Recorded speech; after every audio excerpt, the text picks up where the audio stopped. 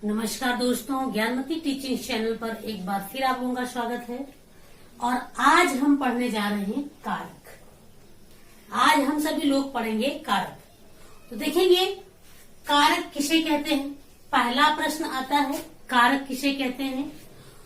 तो संज्ञा या सर्वनाम के जिस रूप से वाक्य के अन्य शब्दों के साथ उसके संबंध का पता चलता है। कोई वाक्य है, उसमें संज्ञा या सर्वनाम का संबंध दूसरे वाक्य से पता चलता है, तो उसी को हम बोलते हैं कारक। जैसे यहां दिया है राम ने पढ़ा। देखेंगे राम ने पढ़ा, तो ये जो है ये संबंध का बोध करवा रहा है इस वाक्य के साथ, इसके साथ। जैसे रोहन साइकिल से घर गया, तो ये संबंध का पता करा रहा है एक वाक्य। दूसरे ने संज्ञा है, तो ये संज्ञा है आपका। तो संज्ञा का जो दूसरे वाक्य के साथ यानी घर गया, इसके साथ जो संबंध का बोध करवा रहा है, इसी को बोलते हैं कारक। देखेंगे कारक जिसे शब्दों के जो संज्ञा या सर्वनाम शब्द के साथ जो संबंध का बोध कराते हैं, जो संबंध को जोड़ते हैं। जैसे ये आपका ने हो गया, ये आपका से हो गया, इसी को हम विभक्ति बोलते हैं। विभक्ति, विभक्ति चिन्ह, या इसे हम परसर्ग भी कहते हैं।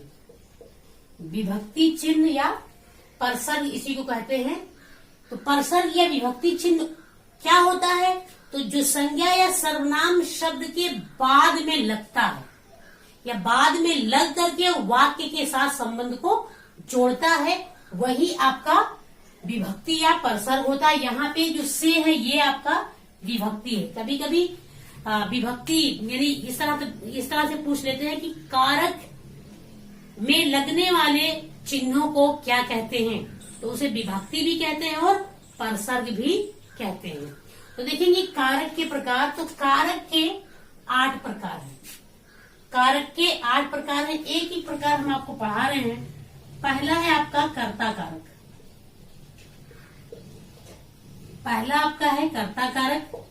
कर्ता का मतलब काम करने वाला, यानी जिस वाक्य में एक काम करने वाले का पता चलता, कोई एक काम करने वाले का बोध होता है, उसी को हम बोलते हैं कर्ता कारक। एक काम करने, और इसका जो चिन्ह होता है वो ने होता है।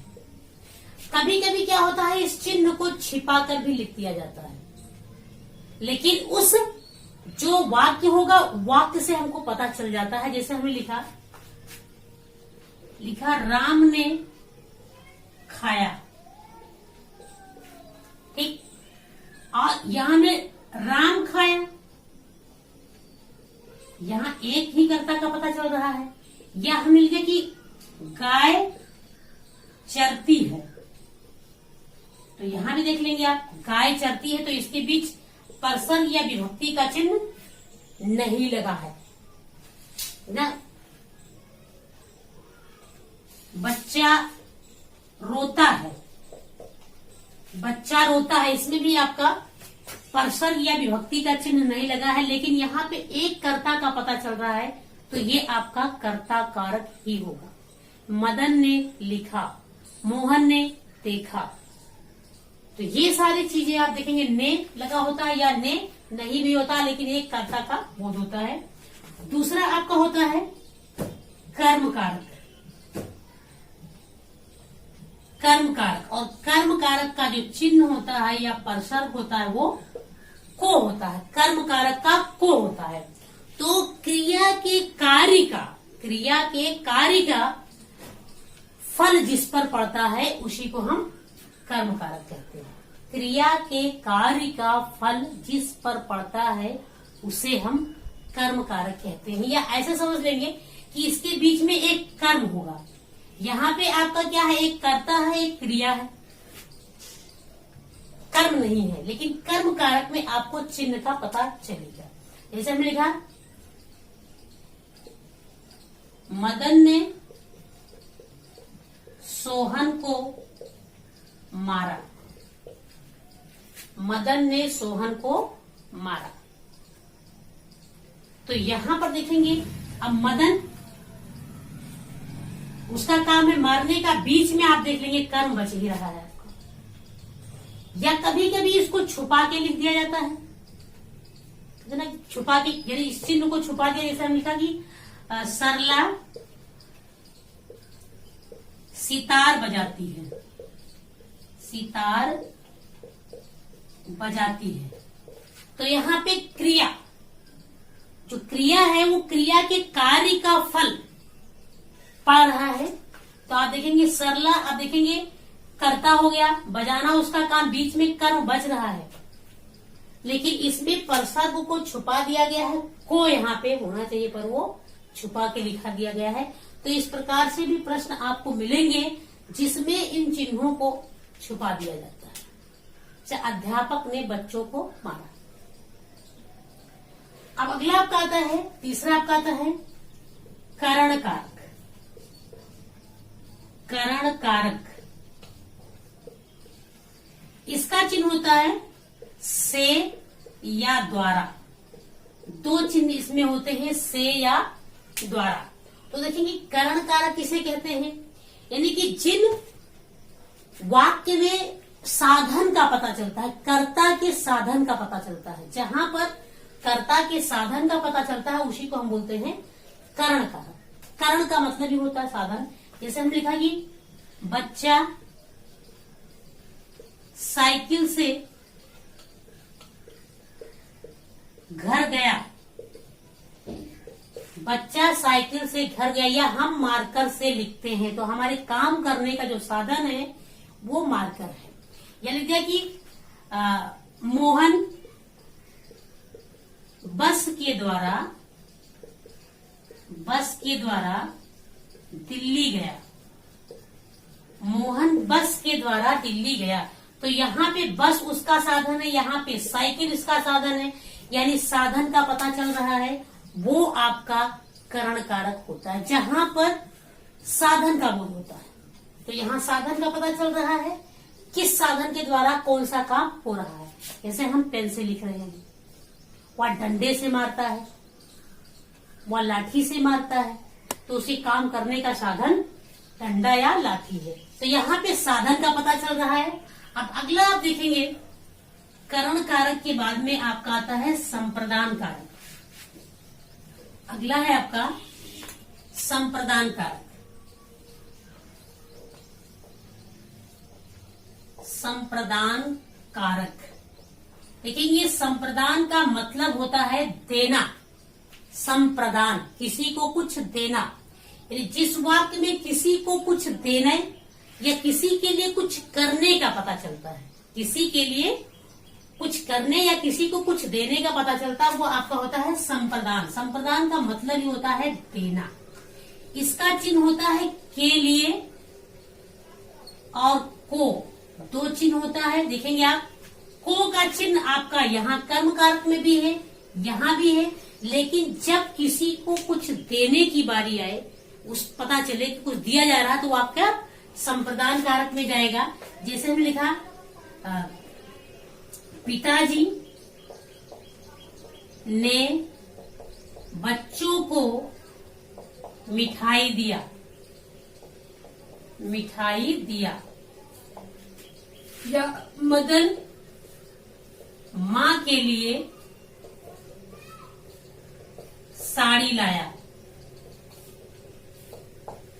तो यहाँ पर किसी के लिए कुछ करने या किसी को कुछ देने का पता चल रहा है। कहते हैं वह बच्चों के लिए गुब्बारा लाया, तो यहाँ पे देने का पता चल रहा है। ये आपका को है, ये आपका के लिए है, लेकिन दोनों में किसी को कुछ देने या किसी के लिए कुछ करने का पता चलता, तो आपका संप्रदान कारक होता है।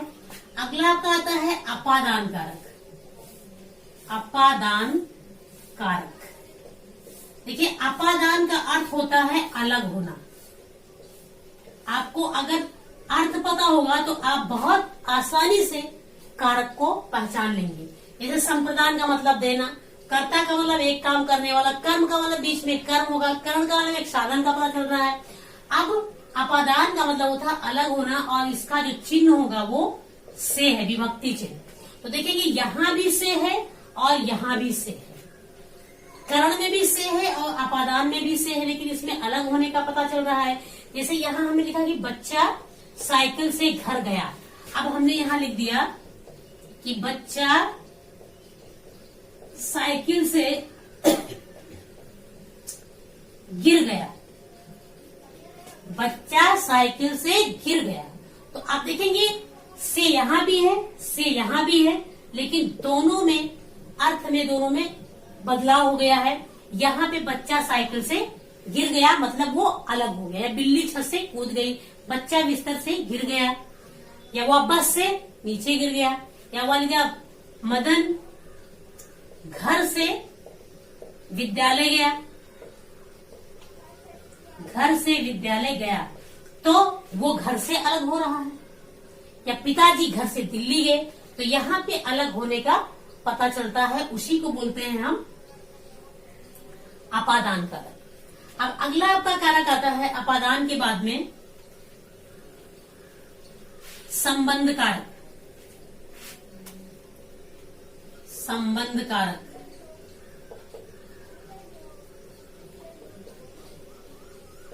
जिस वाक्य में आपको संबंध का बोध होता हो, एक वस्तु या एक व्यक्ति की का दूसरे व्यक्ति या दूसरे वस्तु के साथ संबंध का पता चलता है, उसी को हम संबंध कारक कहते हैं।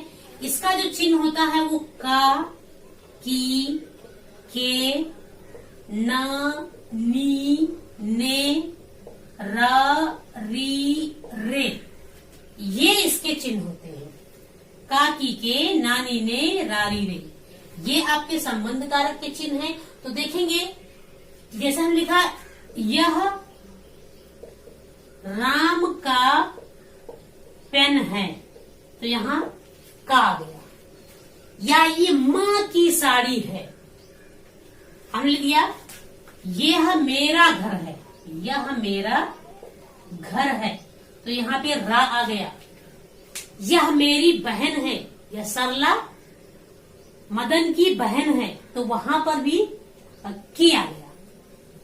यह मेरा घर है, यह मेरी गाड़ी है, यह हम लिखा मैंने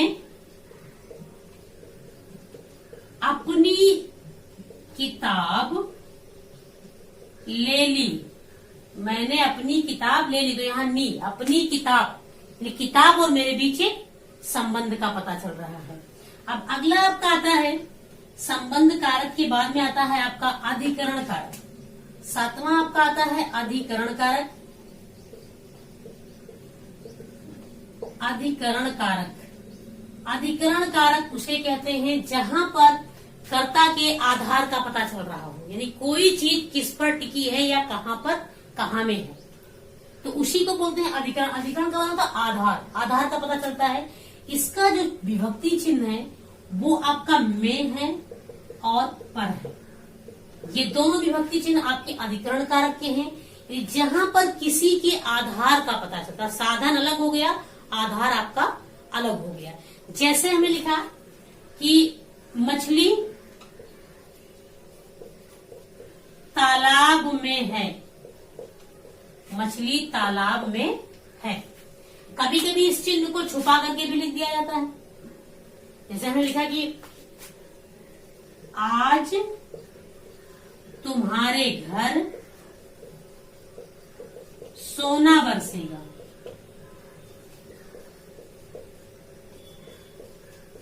आज तुम्हारे घर सोना बरसेगा। अब यहाँ पे घर पर छुपा दिया गया है, घर पर सोना बरसेगा। या हमने लिख दिया बंदर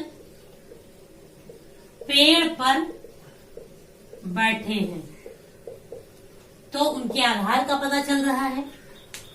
पानी गिलास में है, मदन घर में बैठा है। तो इस प्रकार के जब आपके वाक्य मिलेंगे तो वो आपका अधिकरण कारक होगा। अगला और लास्ट आपका आता है संबोधन कारक। संबोधन कारक, संबोधन से ही पता चलता है किसी को बुलाना या किसी को पुकारना। जिस वाक्य में किसी को बुलाने और किसी को पुकारने का पता चलता है वही आपका होता है संबोधन कारक।